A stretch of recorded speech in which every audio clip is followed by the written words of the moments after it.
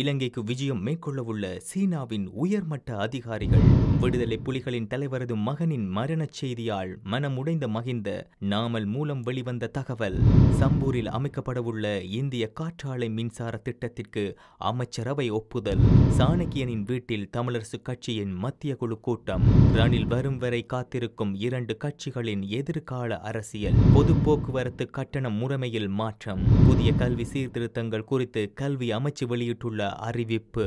இந்திய கடற்தொழிலாளர்கள் 14 பேர் கைது. கரீபியன் கடலில் சக்தி வாய்ந்த நிலநடுக்கம். விடுக்கப்பட்ட சுனாமி எச்சரிக்கை. நாடு முழுவதும் மின் தடை. மக்களுக்கு வெளியான அவசர அறிவிப்பு.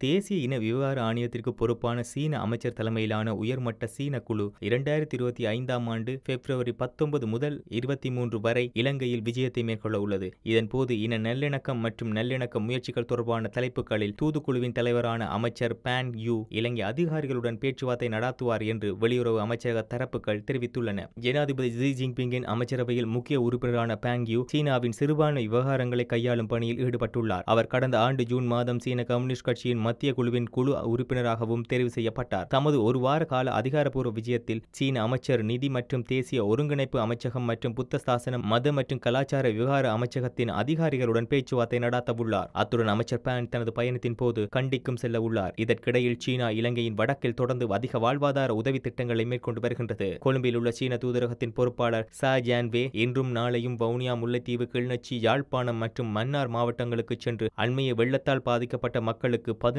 மில்லியன் ரூபாய் மதிப்பிலுள்ள 2470 உணவுப் பொதிகளை விநியோகிக்க உள்ளார். முன்னதாக கடந்த ஆண்டு சீன அரசாங்கம் வடக்கு மற்றும் கிழக்கு பகுதிகளுக்கு வீட்டு வசதி அலகுகள், அரிசி மற்றும் கடத்தொழில் வேலைகள் உள்ளிட்ட 1.5 பில்லியன் ரூபாய் மதிப்புள்ள அத்தியாவசிய பொருட்களை வழங்கியமையும் குறிப்பிடத்தக்கது. அத்துடன் கடந்த ஆண்டு நவம்பர் சீன தூதர் குய் ஜென்ஹாங் வடக்குக்கு விஜயம் செய்த போது பாதிக்கப்பட்ட மக்களுக்கு மேலும் 12 மில்லியன் ரூபாய் மதிப்புள்ள வாழ்வாதார உதவிகளும் வழங்கப்பட்டன. தமிழீழ விடுதலை புலிகளின் தலைவர் வேலுப்பிள்ளை பிரபாகரனது இளைய மகன் பாலச்சந்திரன் உயிரிழந்த செய்தியை கேட்ட முன்னாள் ஜனாதிபதியும் தனது தந்தையுமான மஹிந்த ராஜபக்ஷ மிகவும் மன வருத்தம் அடைந்தார் என நாடாளுமன்ற உறுப்பினர் நாமல் ராஜபக்ஷ தெரிவித்துள்ளார். சமூக ஊடகம் ஒன்றுக்கு வழங்கிய நேர்காணலின் போதே அவர் இவ்வாறு தெரிவித்தார். மேலும் தெரிவிக்கையில், பிரபாகரனின் மகனது மரணச் செய்தி அதிகாலையில் கிடைக்கப்பெற்றது. இந்த செய்தியை கேட்டு எனது தந்தை மிகவும் மன வருத்தம் அடைந்தார். எனது தந்தை மிகவும் கவலை அடைந்து நான் பார்த்த சந்தர்ப்பம் இதுதான். அதிகாலையில் வந்த அந்த தொலைபேசி செய்தி தொடர்பில் இன்றும் எனக்கு நினைவிருக்கின்றது. பிரபாகரனின் இளைய மகன் போரில் சம்பந்தப்பட்டிருக்கவில்லை என்பதால் எனது தந்தை மிகவும் மனவருத்தம் அடைந்தார். இந்த மரணம் வேண்டுமென்று செய்யப்பட்ட ஒன்று அல்ல, தவறுதலாக நடந்தது. பிரபாகரனின் மகன் வேண்டுமென்றே கொல்லப்பட்டார் என சிலர் கதைகளை உருவாக்கினர். உண்மை அதுவல்ல. இது தவறுதலாக நடந்த விடயம் என்பது கூட பின்னர் தான் தெரிய வந்தது. போர்க்காலத்தின் போது எனது தந்தை மிகவும் மனம் வருந்திய சம்பவம் இதுவாகத்தான் இருக்கும் என்று குறிப்பிட்டுள்ளார்.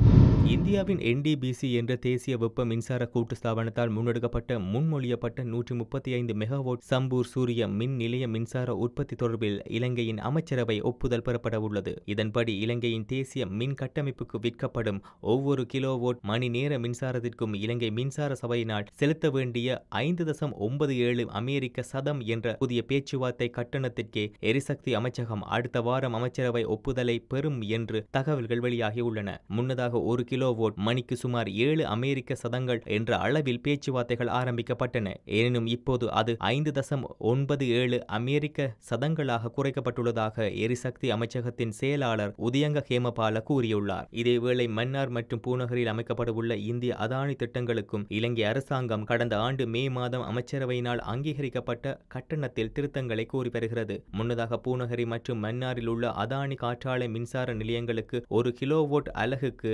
8.26 அமெரிக்க சத கட்டணத்தை 2024ஆம் ஆண்டு மே மாதத்தில் அப்போதைய அமைச்சரவை அங்கீகாரம் வழங்கியிருந்தது. எனினும் அந்த முடிவை தற்போதைய அரசாங்கம் ரத்து செய்வதாக கடந்த மாதம் சட்டமா அதிபர் உயர்நீதிமன்றத்திற்கு அறிவித்திருந்தார். இந்த நிலையில் அதானி திட்டங்களுக்கும் 1 கிலோவாட் மணி நேர மின்சாரத்திற்கு 5 அமெரிக்க சதங்கள் என்ற விகிதத்தை அரசாங்கம் பரிசீலித்து வருவதாக தெரிவிக்கப்பட்டுள்ளது.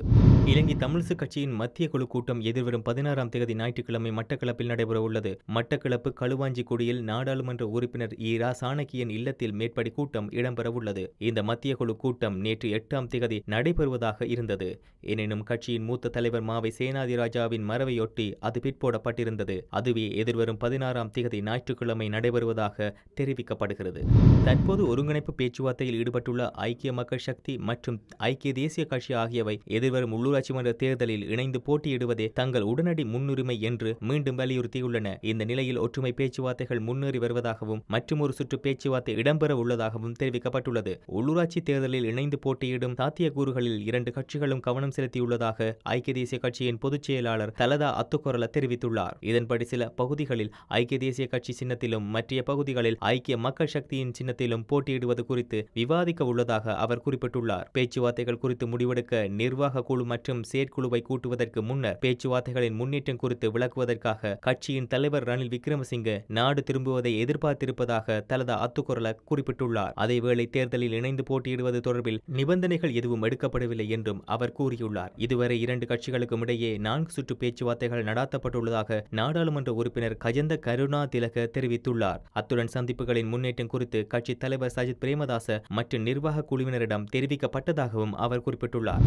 பொது போக்குவரத்து துறையில் மின் அணு கட்டண முறைமையை அறிமுகப்படுத்த உள்ளதாக தேசிய போக்குவரத்து ஆணையகம் அறிவித்துள்ளது. இந்த முயற்சி பண பயன்பாட்டை குறைத்து பயணிகளுக்கு அதிக வசதியை வழங்குவதை நோக்கமாக கொண்டது என தெரிவிக்கப்பட்டுள்ளது. இந்த முறைமையின் மூலம் வங்கி அட்டைகளை பயன்படுத்தி பணம் செலுத்த முடியும் என கூறப்பட்டுள்ளது. இதற்கமைய எதிர்காலத்தில் ஒவ்வொரு பேருந்திலும் மின் கட்டண சாதனங்கள் நிறுவப்படும் என்று போக்குவரத்து ஆணையகம் தெரிவித்துள்ளது.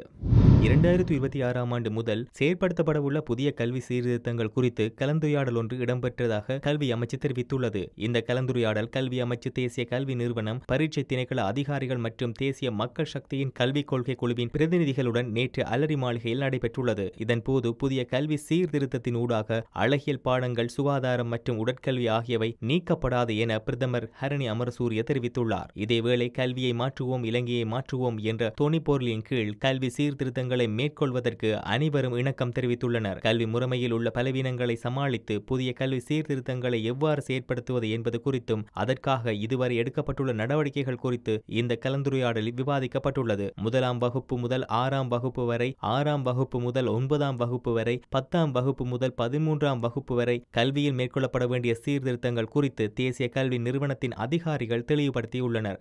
பாடசாலை கல்வி விருத்தி, தொடக்க கல்வி, இடைக்கால கல்வி, 3ஆம் நிலை மற்றும் தொழிற்கல்வி ஆகிய துறைகளில் கல்வி சீர்திருத்தங்கள் எவ்வாறு மேற்கொள்ளப்பட வேண்டும் என்பது குறித்து கவனம் செலுத்தப்பட்டுள்ளது. மேலும் பாடத்திட்டத்தின் திருத்தம், பாட உள்ளடக்கம், கல்வி, பாடசாலைகளில் உள்கட்டமைப்பு வசதிகளை மேம்படுத்துதல், ஆசிரியர் பயிற்சி, அணுகுமுறை, கல்வித்துறையில் தொழில்முறை விருத்தி, மதிப்பீட்டு முறைகளை சீர்திருத்தல் மற்றும் கல்விக் கொள்கைகளை உருவாக்குதல் உள்ளிட்ட பல விடயங்கள் தொடர்பில் ஆராயப்பட்டுள்ளது. இலங்கையின் நெடுந்தீவு கடற்பரப்புக்குள் எல்லை தாண்டி கடற்தொழிலில் ஈடுபட்ட 14 இந்திய கடற்தொழிலாளர்கள் இன்று அதிகாலை கடற்படையினரால் கைது செய்யப்பட்டுள்ளனர். 14 இந்திய கடற்தொழிலாளர்களும் 2 ட்ரோலர் படகுகளில் இழுவை மடியில் ஈடுபட்ட சமயம் கைது செய்யப்பட்டுள்ளதோடு படகுகளும் கைப்பற்றப்பட்டுள்ளன. கைது செய்யப்பட்ட கடற்தொழிலாளர்கள் காங்கேசன்துறை கடற்படை தளத்திற்கு அழைத்துச் செல்லப்பட்டுள்ளனர். கரீபியன் கடலில் நேற்று மாலை 7.6 ரிக்டர் அளவிலான சக்தி வாய்ந்த நில அதிர்வு ஏற்பட்டுள்ளதாக வெளிநாட்டு ஊடகங்கள் செய்தி வெளியிட்டுள்ளன. இந்த நில அதிர்வு 10 கிலோமீட்டர்கள் ஆழத்தில் ஏற்பட்டுள்ளதாக தெரிவிக்கப்பட்டுள்ளது. ஹென்ரோரஸ் வடக்கில் உள்ள கேமன் தீவுகளின் கடற்கரையில் இருந்து சுமார் 209 கிலோமீட்டர்கள் தொலைவில் நில அதிர்வு ஏற்பட்டுள்ளது. இதையடுத்து பல நாடுகளுக்கு ஆழிப்பேரலை எச்சரிக்கை விடுக்கப்பட்டுள்ளதாக அமெரிக்க புவியியல் ஆய்வு மையம் தெரிவித்துள்ளது. இதனிடையே நில அதிர்வினால் உருவான அபாயகரமான ஆழிப்பேரலை அலைகள் கேமன் தீவுகள், Jamaica, Cuba, Mexico, Honduras, Bahamas, Belize, Haiti, Costa Rica, Panama, Nicaragua மற்றும் குவைத்தமாலா ஆகிய நாடுகளின் கடற்கரைகளில் மையப்பகுதியில் இருந்து 620 மைல்களுக்குள் ஏற்பட வாய்ப்புள்ளதாக பசிபிக் ஆழிப்பேரலை எச்சரிக்கை மையம் அறிவித்துள்ளதாகவும் வெளிநாட்டு செய்திகள் தெரிவிக்கின்றன. நாடளாவிய ரீதியில் ஏற்பட்டுள்ள திடீர் மின் தடை காரணமாக அவசர அறிவிப்பு ஒன்று பொதுமக்களுக்கு விடுக்கப்பட்டுள்ளது. குறிப்பாக நாடு முழுவதும் மின்சாரம் மீண்டும் கிடைக்கும் வரை பொதுமக்கள் தண்ணீரை சிக்கனமாக பயன்படுத்துமாறு இலங்கை தேசிய நீர் வடிகால் அமைப்பு சபை கேட்டுக் கொண்டுள்ளது. இந்நிலையில் கூரை மின்கல சக்தியை பயன்படுத்துவோர் இன்று மாலை 4 மணி வரை தேசிய மின் கட்டமைப்பில் இருந்து தங்கள் இணைப்பை துண்டிக்குமாறு மின்சக்தி அமைச்சர் கேட்டுக் கொண்டுள்ளார்.